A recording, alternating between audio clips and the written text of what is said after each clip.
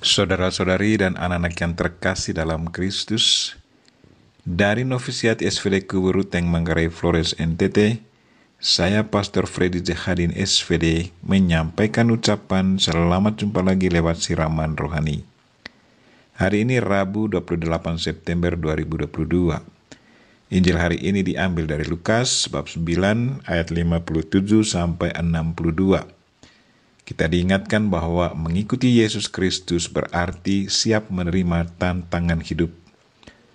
Marilah kita berdoa memohon penerangan Roh Kudus. Dalam nama Bapa dan Putra dan Roh Kudus. Amin. Tuhan dan Allah kami, puji dan syukur kami haturkan kepadamu karena Engkau sendiri sudah secara terbuka ingatkan kami apa yang terjadi ke atas kami, sekali kami memutuskan untuk mengikuti Engkau. Engkau tidak menjanjikan yang muluk-muluk, tetapi sebaliknya mengingatkan kami untuk harus menerima konsekuensi dari keputusan pilihan kami.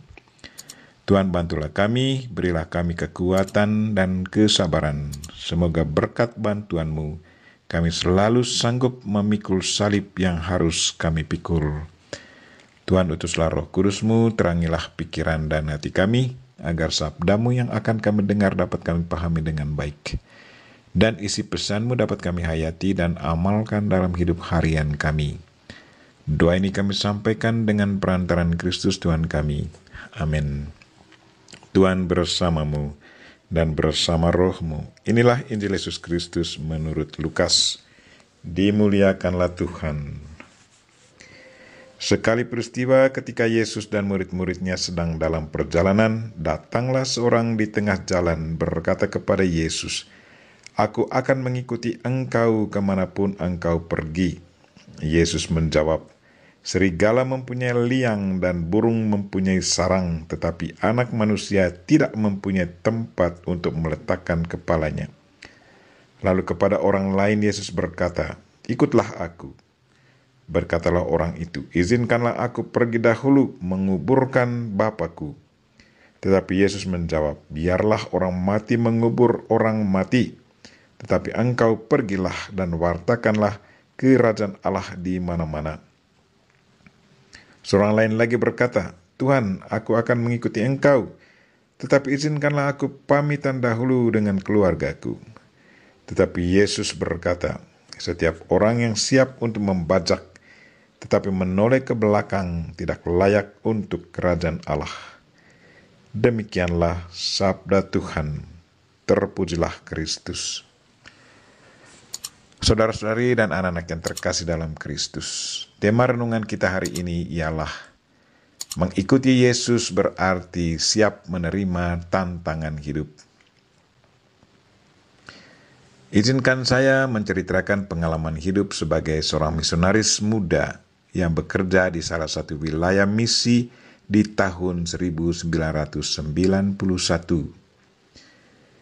Sesudah 3 bulan bekerja di salah satu paroki, saya diizinkan oleh pastor paroki untuk mengunjungi stasi-stasi di paroki itu. Saya sangat senang karena dengan itu saya bisa mengetahui situasi dan gambaran paroki secara keseluruhan. Kesulitan yang paling berat yang saya alami pada waktu itu adalah kesulitan berkomunikasi dengan orang-orang asli, orang-orang yang tidak pernah alami pendidikan formal. Mereka tidak tahu bahasa Inggris dan bahasa nasional. Saya begitu rindu untuk berkomunikasi langsung dengan mereka, tetapi kendalanya pada bahasa. Khotbah saya harus diterjemahkan oleh katekis. Di setiap stasi ada kapela kecil dan kamar tidur untuk pastor. Siang hari saya biasa datang istirahat di kapela. Tetapi pada malam hari saya senang ikut berdoa di rumah-rumah doa di lingkungan stasi. Setiap malam saya tidak kembali tidur di rumah yang disiapkan, tetapi tinggal di rumah katekis. Rumah katekis adalah rumah doa untuk umat di wilayah itu. Di dalam rumah doa itu tidak ada kamar khusus untuk suami istri dan anak-anak. Orang tua dan anak-anak tidur saja dia di sana, beralaskan daun alang-alang yang sudah dikocok. Tidak ada kursi atau bangku, semua duduk di atas daun alang-alang. Di dalam rumah itu ada anjing, ayam, dan kadang ada babi kecil yang disimpan di dalam rumah pada malam hari, karena takut kedinginan kalau dilepaskan di luar rumah. Maklum wilayahnya sangat dingin. Pintu masuk rumah ini sangat kecil dan pendek, rendah.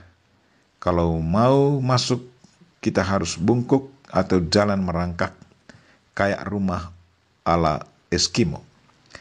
Api unggun harus selalu dihidupkan. Sesudah kami berdoa malam, katekis ajak saya untuk tidur. Saya tidur saya tidur di antara mereka beralaskan daun alang-alang.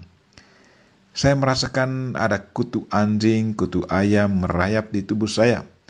Saya mulai rasa gatal-gatal. Yang membuat tambah parah dan sulit untuk tidur adalah asap api yang mengepul terus sepanjang malam. Mereka sengaja apinya dinyalakan terus karena mereka tidak punya selimut. Api unggun sudah jadi kain selimut yang hangat bagi mereka.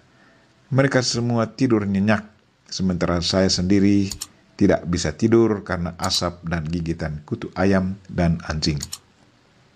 Pada malam itu juga saya katakan kepada Tuhan, Tuhan, ternyata menjadi misionaris tidaklah gampang. Saya tidak pernah membayangkan situasi seperti yang saya alami malam ini.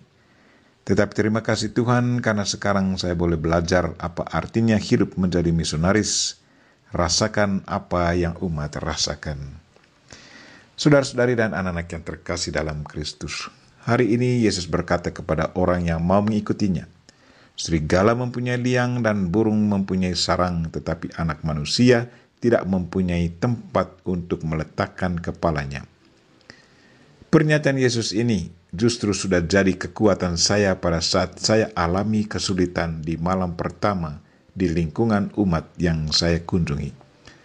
Saya membayangkan kenyataan hidup Yesus sejak lahir sampai ia wafat di kayu salib kemudian dikuburkan. Waktu Yesus dilahirkan, orang tuanya meminjam rumah binatang jadi rumah bersalin, dan tempat makan binatang dijadikan tempat tidurnya. Sewaktu ia sakit dan wafat, bukannya dirawat di rumah sakit dan dirawat oleh para dokter dan perawat dengan penuh kasih, tetapi ia dicambuk bertubi-tubi oleh algojo-algojo, dipaku pada kayu salib, dan digantungkan di antara langit dan bumi.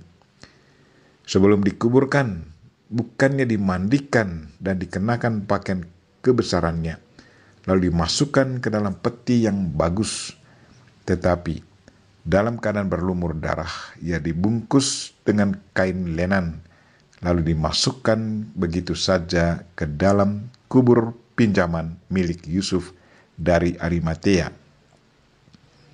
Apa yang dikatakan Yesus dalam Injilnya hari ini sungguh benar. Ia tidak punya tempat untuk meletakkan kepalanya sejak ia dilahirkan sampai ia mati. Apa yang dikatakan Yesus hari ini sungguh satu tantangan bagi mereka yang mau mengikutinya. Bagi yang mau mengikuti Yesus Kristus harus selalu sadar bahwa ia tidak akan memiliki barang pribadi seperti rumah, mobil, tanah, dan lain-lain. Yesus juga dengan tegas katakan kepada mereka yang sudah dipanggilnya untuk mengikuti dia, katanya, biarkanlah orang mati kuburkan orang mati, tetapi engkau pergilah dan beritakanlah kerajaan Allah di mana-mana. Itu berarti barang siapa yang sudah dipanggil oleh Tuhan, dia harus selalu prioritaskan kepentingan Tuhan. Kepentingan Tuhan harus selalu menjadi nomor satu. Kepentingan keluarga bukanlah prioritas utama. Yesus juga berkata, setiap orang yang siap untuk membajak tetapi menoleh ke belakang tidak layak untuk kerajaan Allah.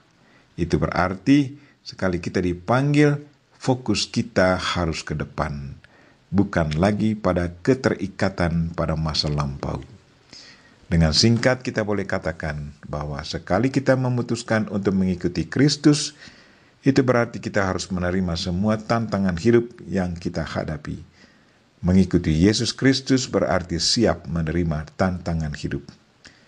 Marilah saudara-saudari dan anak-anak yang terkasih, kita berdoa semoga Tuhan selalu memberi kita kekuatan dan kesabaran, agar dengan demikian kita selalu sanggup menerima tantangan hidup dalam melayani Tuhan dan umat-Nya.